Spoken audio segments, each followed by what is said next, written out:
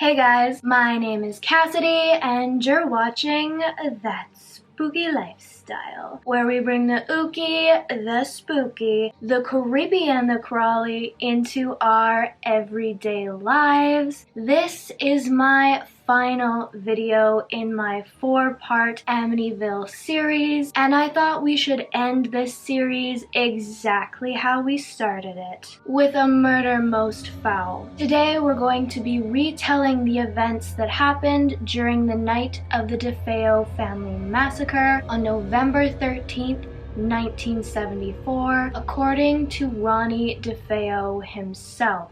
Allegedly. Keep in mind, Ronnie Defeo has given a number of different accounts of what actually happened that night, so take this story with a grain of salt, or the whole damn bottle. But if you're ready to get spooky, let's uncover the darkness lurking at 112 Ocean Avenue one last time.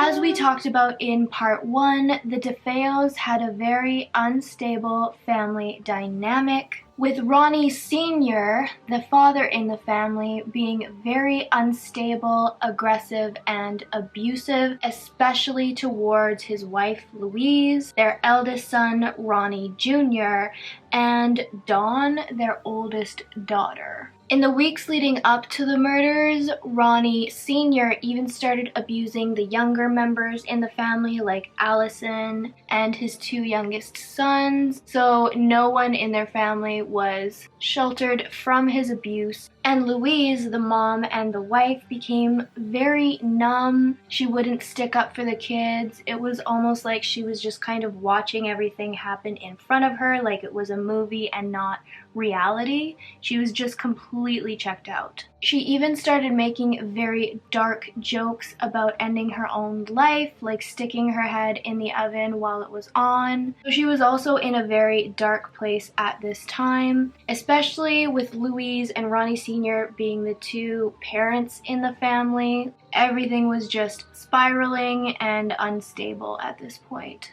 Unfortunately, with Louise tuning out, this caused even more of a rift between the parents and the oldest children in the family, which were Dawn and Ronnie Jr. Ronnie Jr. and Dawn both became increasingly more aggressive towards their abusive father and their standoffish mother. The night of the murders, there was an entire family brawl that broke out, to the point where Ronnie Sr. was chasing some of the younger kids around the house, trying to catch them and beat them, and Dawn was threatening to go downstairs and get her knife. So a very crazy situation to be in, very high tension, high aggression. Ronnie Sr. was just on a rampage. He was accusing the younger kids of talking about their family dynamic at school to other kids and teachers, starting rumors about them, even though they were true. This whole situation prompted Dawn to call Ronnie Jr. because he actually didn't live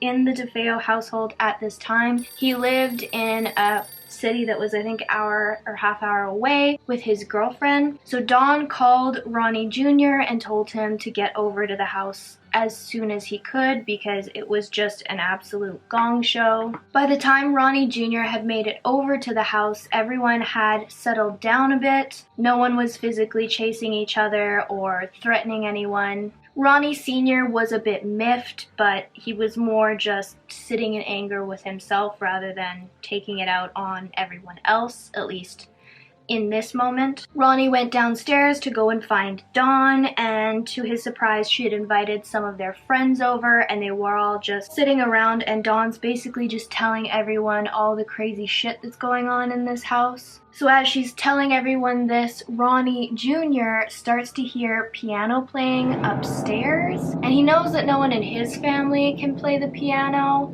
so he's assuming one of his friends is upstairs. In Ronnie Jr.'s retelling, he says that this made him worried because he didn't want the music to irritate Ronnie Sr. further because he knew he was on the edge and could go off again at any moment. So Ronnie Jr. bolts upstairs to see who's playing the piano because he's gonna tell him like, hey, shut up, stop playing. And he was right, it was one of his friends, and it was actually his friend Augie. So at first, Ronnie Jr. is freaking out at Augie, telling him to stop playing, what the hell are you doing, kind of thing. And then Augie tells him, kind of like, shh, like listen.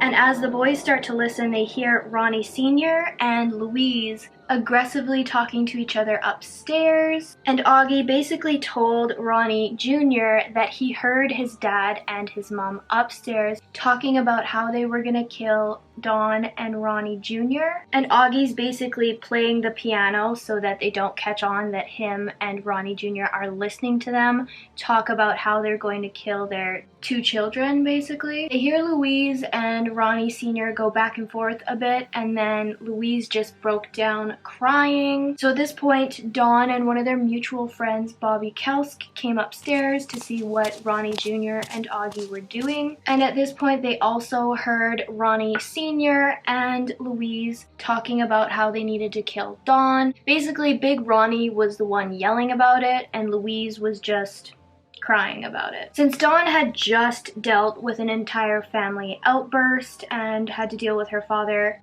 like a half hour ago being all crazy, she was already in an aggressive sort of mood and pissed off about it. So this set her off even further. Dawn had also previously stated intentions to her friends that she wanted to kill her parents. Keep in mind, though, this is coming from Ronnie Jr., who is currently behind bars for murdering everyone, so obviously hearing this, Dawn flipped out and basically started saying how she and Ronnie Jr. needed to kill their parents first so that they could live how they wanted and didn't have to just be in this household anymore that just felt so ridiculous and unsafe to them. And at this point, Dawn is really pushing, like, we need to do this right now before anything else happens. Ronnie Jr. states that when he heard his mom break down and not defend them and not say, like, no, that's crazy, we can't do that, it really pissed him off, and he felt that she had basically just crumpled under the abuse of Ronnie Sr. and that she would do anything he asked of her. This pissed him off and sort of broke his heart because him and his mom used to be quite close when they first moved to Amityville, and then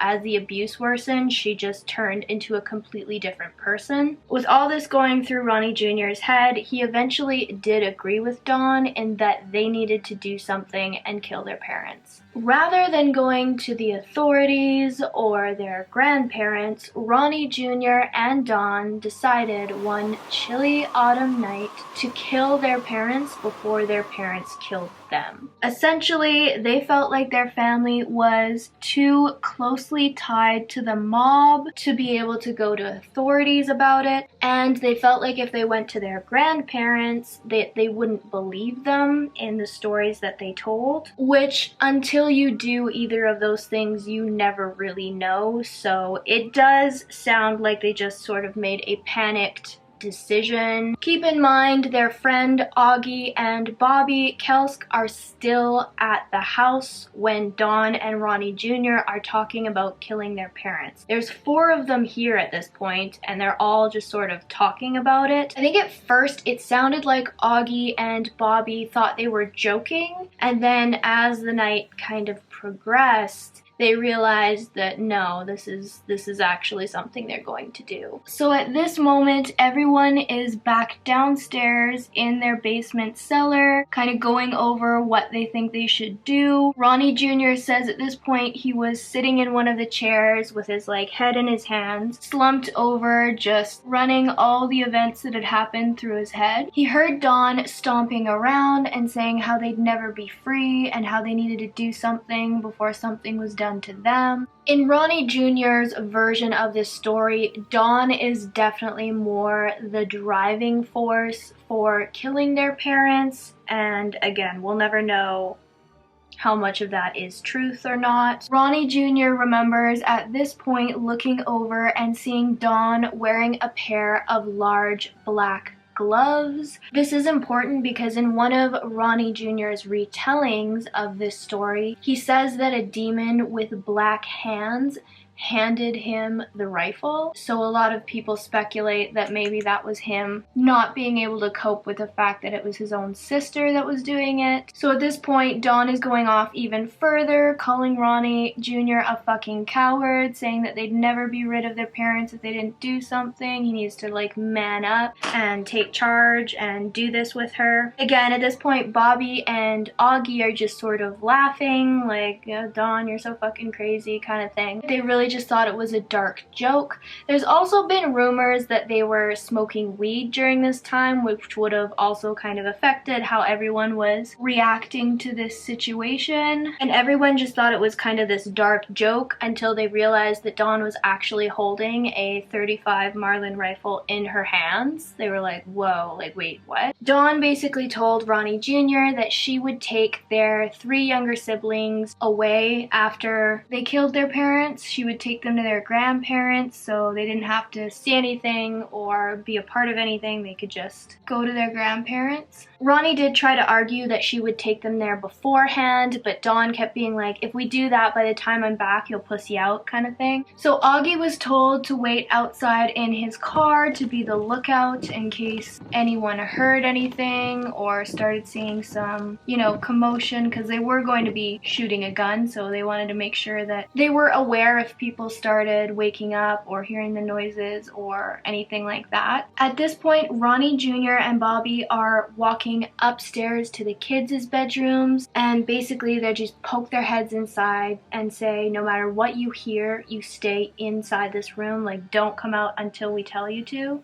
Ronnie specifically remembers his little sister Allison asking him why she couldn't come out of her bedroom, and he told her because there was a robber in the house. Basically, their master plan was that Bobby and Ronnie Jr. would kill Louise and Ronnie Sr., and then Dawn would take Allison, Mark, and John over to their grandparents' house. Then Ronnie Jr. and Bobby would stick around and hide any of the evidence and make it look like it was a robbery gone wrong. Ronnie Jr. and Bobby are now tiptoeing over to the master bedroom. They slowly push open the door, and Ronnie Jr. recalls that the light in the room was very dim. There was one candle in the room, sort of adding flickering, casting shadows, making it even scarier. Bobby turns on his flashlight and aims it at Ronnie Sr. so that Ronnie Jr. could have an easier target to aim at. Now, in Ronnie Jr.'s retelling of these events, he says that he holds up the rifle, aims it at his father, and then couldn't pull the trigger. This is when Dawn comes in, more fired up, more pissed off. She grabs the rifle from Ronnie Jr. and aims it at her father and shoots him in the back. The sound of the shot obviously woke up Louise, and she looked around. Realizing what was happening, she started screaming and running for the door. Ronnie Jr. grabs the gun from Dawn and shoots his mother. He sort of recalls this as all the anger that had been building up with her being part of the abusive problem and not leaving Ronnie Sr. when she could have, and putting her kids through all of this, all came rushing to him at once, and he shot her. Now at this point, the 3 of them thought that they had killed both the Defeo parents, Louise and Ronnie Sr., but this wasn't actually the case. As Ronnie Jr. started lowering the rifle, Ronnie Sr. started moaning and then made a dash for the doorway as well. This startled all 3 of them because they thought that Louise and Ronnie Sr. were dead. So Ronnie Jr. quickly reacts and ends up shooting Ronnie Sr. again. This time his shot actually did kill him, but Louise started making uncomfortable gurgling groans again, and Bobby walked over and put another shot into her. At this point, both the Defeo parents are actually dead, and Bobby, Ronnie Jr., and Dawn can hear the children in the other room asking what's happening, what's going on, because they just heard 4 loud gunshots. What's even creepier is at this point, Dawn starts skipping up the stairs to her bedroom on the 3rd floor. So she wasn't like emotionally affected by this at all, at least in Ronnie Jr.'s retelling. And that's a super just creepy image to think about, is having someone kill their parents in cold blood and then just be skipping up the stairs like nothing happened. Not even like nothing happened, like she was excited about it. Ronnie ran to the door of like the 3rd floor and yelled up at Dawn, reminding her that she had to take the kids to their grandparents. And this is when Bobby Kelsk started freaking out, ran downstairs, and ran completely out of the house. Once he reached outside, he actually vomited on their front lawn. Keep in mind, Augie is still outside being the lookout in his car. Once Ronnie Jr. was done yelling up at Dawn, he was looking around for Bobby, realized he wasn't in the house anymore, went outside to go look for him. Ronnie Jr. is freaking out a little bit because he doesn't want Bobby to go and start telling people. So Ronnie Jr. walked over to Augie's car and asked him like, where's Bobby? Where did he go? Augie kind of pointed in a direction and Ronnie just went running after him, trying to find him as quickly as he could because Ronnie Jr. didn't want Bobby going around and like blabbing his mouth or panicking. He really wanted them to like get their story straight, and he still needed Bobby's help to clean up the mess that they had just made. At this point, Ronnie Jr. has been wandering around the neighborhood for maybe 10-15 minutes when Augie's car pulls up, and Augie is super pissed off. Augie told Ronnie Jr. that Dawn was stoned out of her mind and actually fired shots at his car. This obviously pissed Ronnie Jr. off as well, so he hopped in the car and they raced back to the Amityville house. Ronnie ran all the way up to the 3rd floor looking for Dawn, being like, what the hell are you doing? And she was stoned out of her mind, singing and dancing in a room, saying that she wanted to call her boyfriend to let him know what had just happened, which is just eerie. Like, that's just an eerie image for her to be that jolly about it. At this point, Ronnie just yells at Dawn to sober up because she still needs to take the kids to their grandparents. He really wants her to get them out of there so that him and Bobby can clean up the evidence and start working on what their alibi is going to be. Ronnie Jr. then hopped in the shower to get rid of any blood that was on him, and he also washed himself with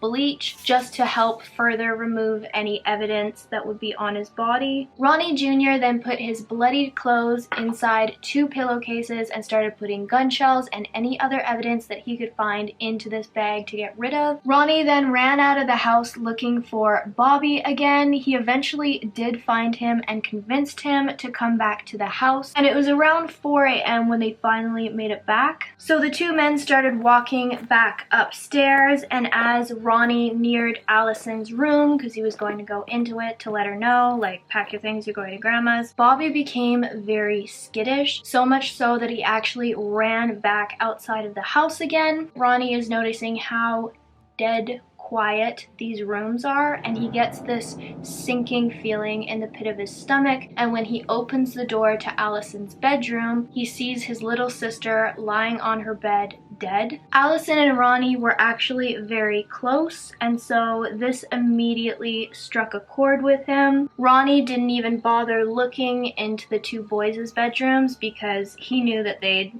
come to the same fate that she did. At this point, Ronnie is filled with rage and is running up to the 3rd floor to confront Dawn with what just happened. When Ronnie opened her door, Dawn was still very out of it, but as he opened the door, he bumped the rifle that was still in her room. As he went to grab the rifle, Dawn charged him, and there was a bit of a struggle, but Ronnie did manage to pull the rifle away from Dawn, and he shot her in the head, killing her instantly. Ronnie had to have another shower using bleach, and then got dressed and went off to work like it was a normal day. While Ronnie was at work, he was really trying to solidify his alibi. He was telling all the customers how Dawn had been fighting with their parents because they wouldn't let her see her boyfriend and she was threatening to kill them. He would also mention that he needs to call his family once they're all awake so that his mom will leave his pay stubs out. Like, he was really trying to create this illusion that they were still alive and everything was fine. So at this point, sometime after 2:30 p.m., Ronnie Jr. and Bobby both left work. I don't know when they met up again or what, but they did both work at the same place. So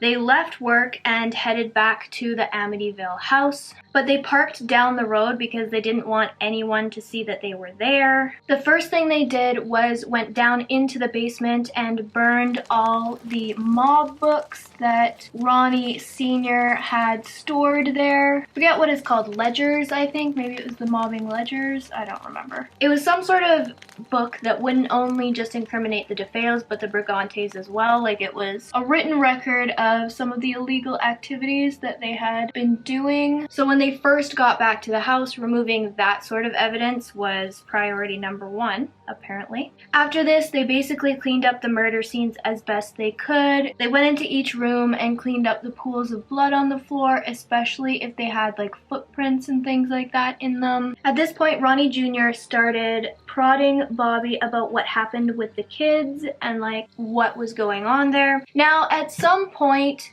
Ronnie Jr. did have to leave the house, and that's when all of this took place. I think he was checking the boathouse, which is why he wasn't in the house when this happened, at least in his version. But even at the boathouse, I'm sure you would hear the additional gunshots, so... And when he left, it was Bobby and Dawn in the house. Bobby basically said that Dawn kept going off about how they needed to kill the kids because they would have no life, their parents are dead, and Bobby refused to help her, so this is when he left the house. And as he left, Dawn basically yelled at him like, they know what we did, these kids know, still trying to like reason with him with what they needed to do. I'm not sure if when he left he really knew that she was going to kill the kids or if she was just kind of freaking out after everything that had happened. Ronnie Jr. basically blames Bobby for the death of those kids because had Bobby stayed around, those kids would still be alive and like he could have stopped Dawn from doing that. So there was definitely a tension between Bobby and Ronnie Jr. Once they were done cleaning up the evidence, they both went to go and get high because Ronnie Jr. read somewhere that like if you were high during the time of a crime, you couldn't be like found guilty of it or something. It sounds like a very like wishy-washy thing you read on the internet. You know what I mean? Like that wasn't the case, but that's what it seemed like. So Ronnie went to go and get high and then met up with Bobby at the Amityville bar. Shortly before 6:30 p.m., Ronnie Jr. let everyone know that he'd have to break into his house because he didn't have his key on him. He was trying to like make a joke about it.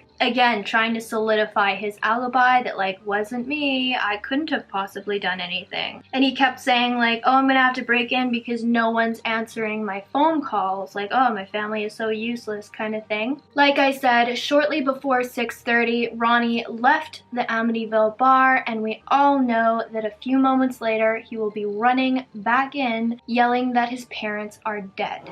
In my personal opinion, I don't think that this is the full story. I don't think we'll ever know the full story, but you can definitely see sections in Ronnie Jr.'s retelling that don't make a lot of sense and definitely spin the narrative in his favor. And to me personally, that's always a bit of a red flag. Like the part where his parents were plotting to kill him, that sounds like he added that in as an extra layer of why they had to do it, when I think most people would understand that they wanted to get out of that situation with how abusive his father was. I don't know, that detail just sounds like it was an extra thing that he threw in to make the story more compassionate in his favor. It sounds to me like he wanted the story to come off like it was totally self-defense. They had to kill their parents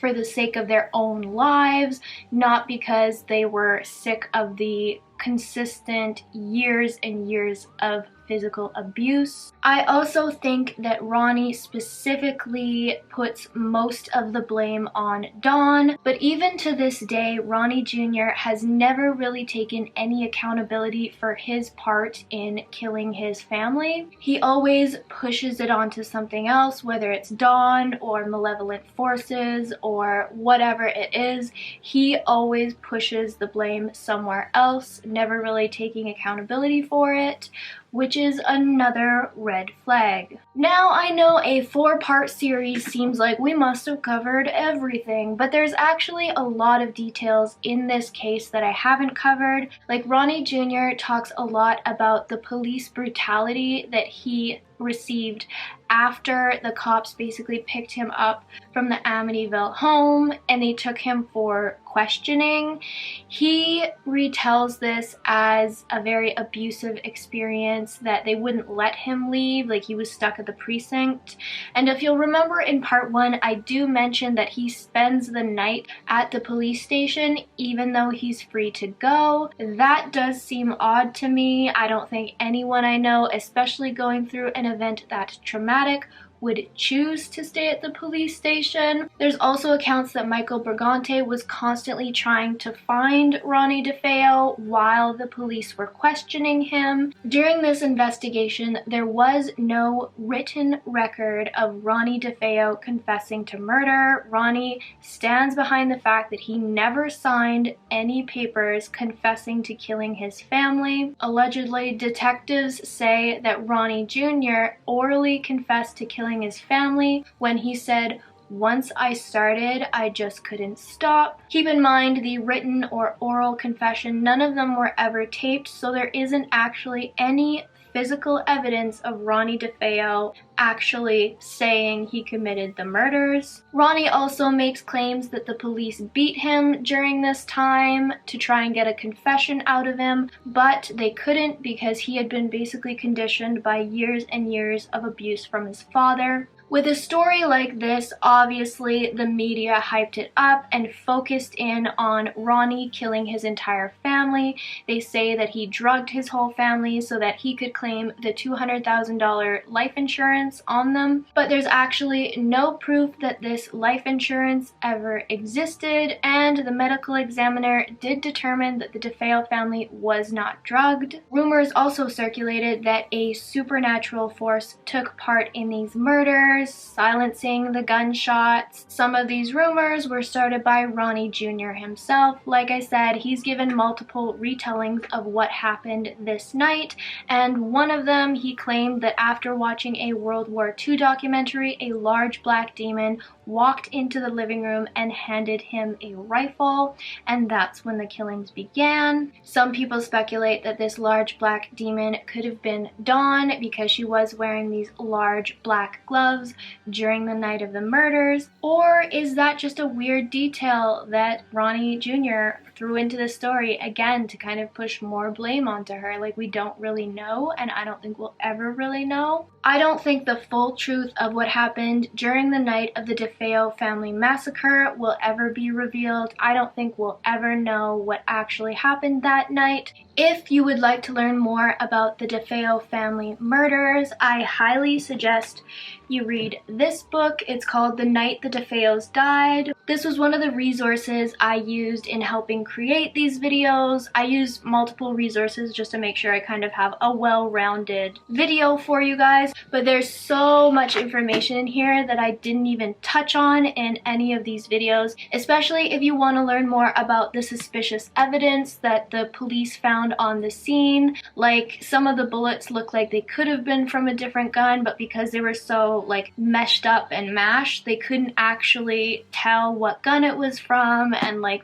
just things like that that I didn't want to get too technical in any of my videos about, but there's all sorts of information in here that I haven't touched on. So if you're into true crime, I actually really enjoyed this book. I found it really interesting and really informative, so I will have it linked below if you want to pick this one up. But if you want to learn more about the Amityville haunting, I will let you know that this book is terrible. This was, girl, listen.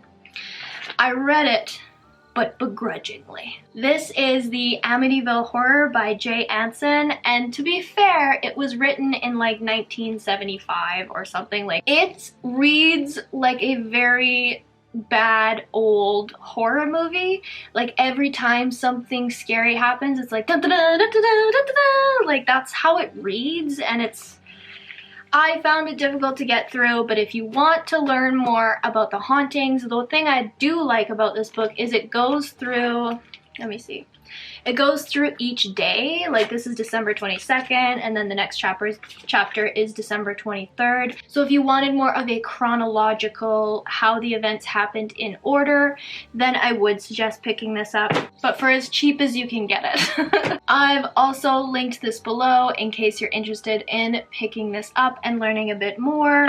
And with all of that out of the way, we are finally done the Amityville series. Wow.